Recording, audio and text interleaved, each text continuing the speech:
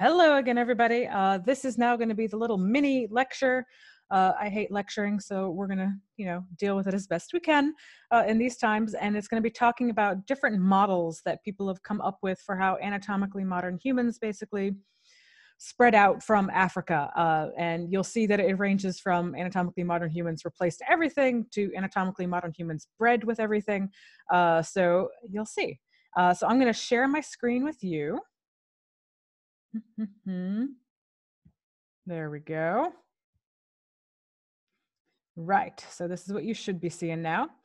So technically before the new paper that came out about Neanderthal DNA being in Africa, there have been three main models for how Neanderthals and anatomically modern humans all fit into this picture, how they spread out geographically, and if they did or did not interbreed. And there's the replacement, reproduction, or another name for the reproduction is the multi-regional model, or assimilation. So we'll start with replacement. And so this is a rough idea of like a lineage. Now, remember all of these different names and things. So I think Homo heidelbergensis is just a form of Homo erectus and not different. And so the idea here is that you have Homo heidelbergensis led to anatomically modern humans, or Homo sapiens, and Homo sapiens left Africa, and then they spread out to Europe and Asia, replacing Neanderthals and any other hominin species they may have come into contact with. And by replacing, it means they basically outcompeted them, that they were just much better at surviving in those environments than whatever hominin species was there at the time. There's been some suggestion that they like hunted the other hominin species, but there's absolutely no evidence for that, so don't believe it whatsoever. So the out of Africa or replacement model says anatomically modern humans, Homo sapiens, basically kicked everybody else out. They were just better, and they won the game of survival better than everybody else. So modern humans arose in Africa, migrated to Europe and Asia, replaced other hominins, and there was no interbreeding. So that's the key thing here, is that no interbreeding whatsoever between like Neanderthals and anatomically modern humans or any other hominin species running around at the time. And so this is what it would look like if you imagine like the genetic composition of these different hominins. So you've got Neanderthals here in green, Homo erectus here in blue, Homo floresiensis here in yellow, and the anatomically modern humans in red. Imagine those being the genetic contributions. And so anatomically modern humans came out and replaced, which means no contribution from anything other than anatomically modern humans. So that's the replacement model. And the evidence at the time is that mtDNA, so this is mitochondrial DNA, shows that modern humans started in Africa 200,000 years ago. So mitochondrial DNA only comes from the mother. It only comes from her egg. There's no contribution of males in the mitochondrial DNA, although we might be learning that's not true now either. So you are actually only getting half the picture. There's DNA evidence that Neanderthals and modern humans share a deep ancestor, not a recent one, so around 500,000 years ago. I mean, that's kind of true, but if you're somebody like me who thinks it's anagenesis, which is change in a species over time, that's not a big deal. And the differences we're seeing between Neanderthals and anatomically modern humans is a geographic variation one, not a genetic one per se, or at least a genetic one that prevents them from interbreeding. But that's what they were saying at the time. Some studies of mitochondrial DNA found no contribution of Neanderthals to modern human genome, but again, this is some studies, not all studies. So keep that in mind. And because mitochondrial DNA is not representative of the full picture, you have to be careful with interpreting those results. And it says there's a lack of cold adaptation, that anatomically modern humans are still tall. However, if you look at anatomically modern humans in cold climates today, especially the indigenous populations who have been there much longer, you do see much shorter, stockier bodies than, say, folks from modern day Africa. But again, new evidence does show cold adaptation. And so let's go on to the next model, which is the multi-regional model. So this model says that Homo heidelbergensis, again, I just think that's like Homo erectus, led to Neanderthals, and that there was basically, let me take that away for a second, and there was basically interbreeding between all of these folks. So this big red line at the top is showing that, yeah, anatomically modern humans interbred with all of the different hominin species, quote unquote, I all think they're kind of more or less the same, interbred with all of them. So there are genetic contributions of Neanderthals, Homo heidelbergensis, Homo erectus, and Homo floresiensis to modern day anatomically modern humans. And so there was independent archaic Homo populations in Africa, Europe, and Asia with a deep common ancestor. The archaic forms evolved into Homo sapiens, not a distinct species, and there's genetic continuity maintained through interbreeding. And so again, the different colors represent the genetic contributions of each population. Neanderthals in green, Homo erectus in blue, floresiensis over here, and then anatomically modern humans here. They spread out from Africa, and then there's like this continuous interbreeding going on between these populations. But the one thing to say about the multi-regional model is that it does say that there was a greater contribution of anatomically modern humans, that they may have been a more successful population for some various cultural reasons, is the belief with their different tool technologies. And so that the population kind of flooded, anatomically modern human populations flooded the other hominin species. So there's just a greater contribution from anatomically modern humans, but there is still contribution from the other species, or again, not species, let's say populations.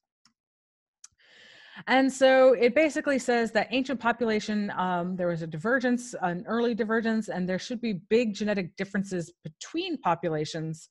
And so it's stating that Europe, Asia, and Africa should kind of have a bit more distinct genetic contributions, because it's got the Asian Homo erectus contributing to anatomically modern humans, but then Neanderthals in Europe contributing with anatomically modern humans. So you should get big populational differences. That's the prediction. And the divergence, like deep, deep time. That's not actually what we get. We actually get small differences in between groups. And that's likely because there was interbreeding going across all the groups at all the times, because if they look enough alike, they're going to be breeding. And we have a bit more of a recent divergence around 500,000 years ago. So the small differences between groups supports the replacement model. If you're only getting genetic contributions from anatomically modern humans out of Africa and nothing from the populations that were there when anatomically modern humans came in and about. But to deal with this, so we can't really say the multi-regional model is correct, but there's another model called the assimilation model, which is Homo heidelbergensis, again, Homo erectus, led to anatomically modern humans, and that there was a genetic contribution, so that there was interbreeding between Neanderthals and anatomically modern humans in Europe, and in Asia, it was Homo erectus interbreeding with anatomically modern humans in Asia. But it's a small contribution, okay? So there's the text for you. Modern humans arose in Africa, migrated to Europe and Asia, and then some small genetic contributions from Neanderthals and or Homo erectus. So the same thing here, you've got the flowing out and interbreeding, but you get massive swamping, just a lot more anatomically modern human DNA than there is Neanderthal or Homo erectus or Homo floresiensis. And so this would explain the small genetic differences from one population to the next, since most of the genetic variation is all coming from this main source here in Africa. So that's the assimilation model. And there's a lot of evidence for this. So you have the persistence of archaic features even today. So red hair and pale skin definitely originated from a Neanderthal mutation. Anatomically modern humans did not have a mutation for these features. So anytime you see red hair and very pale skin, that is a Neanderthal genetic mutation. Shoveled incisors, which is something that we only see in Asian populations. And so this is the shoveling. You have like this dug out pit basically on the back of the front teeth. And this is what anatomically modern, a non-shoveled incisor looks like now. And so we do still see this formation in modern day Asian populations today. And we think that that's because of the genetic contribution from Homo erectus. So yeah, there you go. Not found in Africa, but we do find it today in Asia, and also Native American populations today. What else we got? The Neanderthal Genome Project found contribution of archaic populations to modern human genome. And so we see these admixtures of 1 to 4% in Europe, 1 to 4% in America, and 1.5% in Asia. And we now know that Africa is a part of this too, which is pretty cool.